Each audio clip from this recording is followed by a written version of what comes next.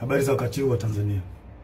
Kwa majina naitwa Captain Tesha, afisa kutoka Jeshi la Wananchi wa Tanzania katika kikosi cha Saki, kwa maana kwamba ni shule ya anga ya kijeshi. Awali ya yote napenda kumshukuru Mwenyezi Mungu, muumba mbingu na nchi, kwa kunipa uhai na afya mpaka muda huu ambapo nazungumza nanyi wa Tanzania wenzangu. Nikiwa na maumivu makubwa sana moyoni juu ya haya yanaendelea katika nchi yetu.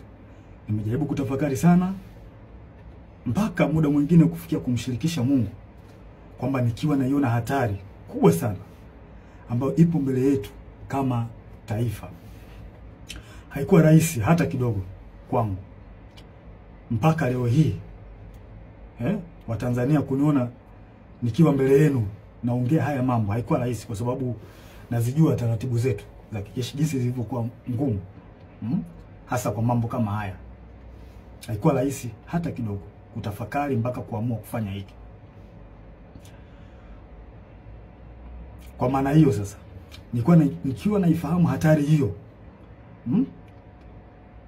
iliyopo mbele yangu juu ya hichi ninachokifanya kwenye utaratibu wetu, desturi zetu, pia katika mambo mengine, sitojali hizo hatari kwa namna yoyote.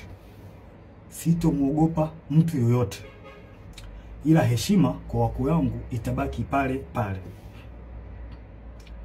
Hivyo basi nimeweza kuandika barua kwenda kwa wakuu wangu wa kazi, kwa maana kwamba CDF na wengine, kuwaeleza kwamba siridhishwi kabisa kwa yanayoendelea nchini na naiona hatari kubwa sana katika taifa letu. Hivyo basi ni vema kama jeshi kuchukua hatua haraka sana kabla hatujachelewa, kwa kuwa imani pekee iliyobaki kwa Tanzania ni jeshi lao. Japo muda mwingine wanasiasa wanajaribu kuliingiza jeshi letu kwenye mambo ya siasa, kulitumia ili uweze kufanikisha mambo yao, lakini tumebaki kuwa imara na bado tunaendelea kuaminika na Watanzania. Hivyo basi kwa kuona hilo na kuona hali ambayo ipo kwa sasa, sehemu pekee na imani pekee ya Watanzania ni kwenye jeshi lao. Hivyo nashauri jeshi letu liweze kuchukua nchi haraka sana na kuweza kuweka mambo sawa kuliko kuendelea kulazimisha kwenda mbele, hasa katika hili swala la uchaguzi. Baada ya kufanya hivyo, liweze kuwasikiliza wananchi kwenye taarifa, kwa maana kwamba taarifa mbalimbali kutoka kwa wananchi ziweze kuwasikiliza na maoni yao. Wanasiasa wazalendo waweze kusikilizwa nao, wenye uchungu na taifa hili wapo, wanajulikana. Mfano kuna huyu mzee wetu mzuri kabisa, huyu Warioba, mzee mzuri sana huyu, na sijui kwa nini wanampuuza.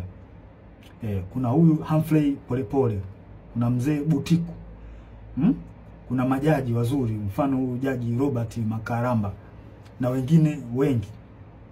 Pia viongozi wa dini, makundi ya haki za binadamu, viongozi wa staafu wazalendo, kwa sababu kuna viongozi wa staafu wengine sio wazalendo.